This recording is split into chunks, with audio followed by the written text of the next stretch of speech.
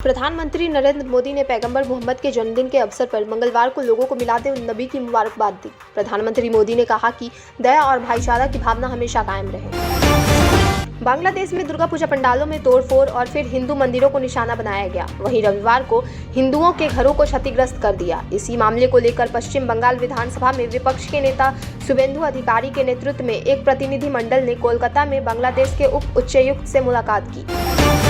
बांग्लादेश में जारी सांप्रदायिक हिंसा थामने का नाम ही नहीं ले रही है। दुर्गा पूजा के समय मंदिरों में तोड़फोड़ के विरोध में अल्पसंख्यक समुदाय के प्रदर्शन के बीच हिंदुओं के घरों को निशाना बनाया गया।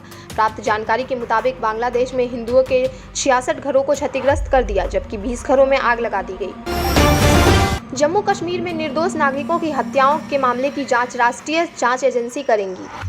पूरे मामले की जानकारी रखने वाले सूत्रों के मुताबिक सरकार की ओर से जल्द ही इस संबंध में आदेश जारी किया जा सकता है। फार्मेसी चलाने वाले माखन लाल बिंद्रू, गैर कश्मीरी वीरेंद्र पासवान, स्कूल की प्रिंसिपल सुपिंदर कौर और टीचर दीपक चंद समेत कई लोगों की हत्याओं के मामले में दर्ज एफआईआर पर आगे की कार्रवाई केंद्रीय एजेंसी संभाल सकती है।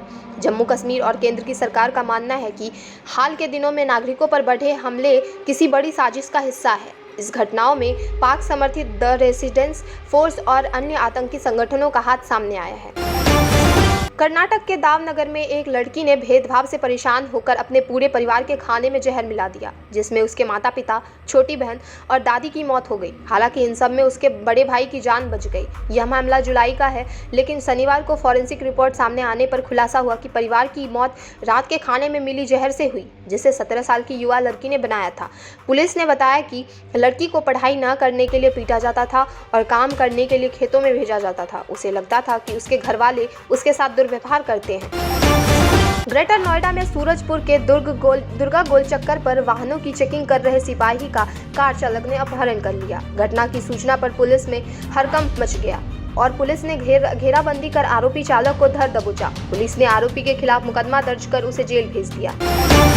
जम्मू कश्मीर में बीते कुछ दिनों में स्थानीय नागरिकों और बाहरी लोगों पर बढ़े हमले के पीछे पाकिस्तान की रणनीति है। इंटेलिजेंस एजेंसियों के मुताबिक पाकिस्तान ने केंद्र शासित प्रदेश में अल्पसंख्यक समुदाय के लोगों और बाहरी वर्कर्स पर हमले की योजना पर काम करना शुरू कर दिया है। पाक ने ही 1990 के दशक में भी ऐसे ही हिंसा को बढ़ावा दिया था, जिससे बड़े पैमाने पर कश्मीरी पंडितों का घाटी से पलायन हो गया था। अब एक बार फिर से लोगों के दिमाग में डर बिठाने के लिए पाकिस्तान ने इस कुतिष्ठ रणनीति पर काम करना शुरू कर किया है। देश के ज्यादातर राज्यों में इन दिनों बारिश का दौर जारी है।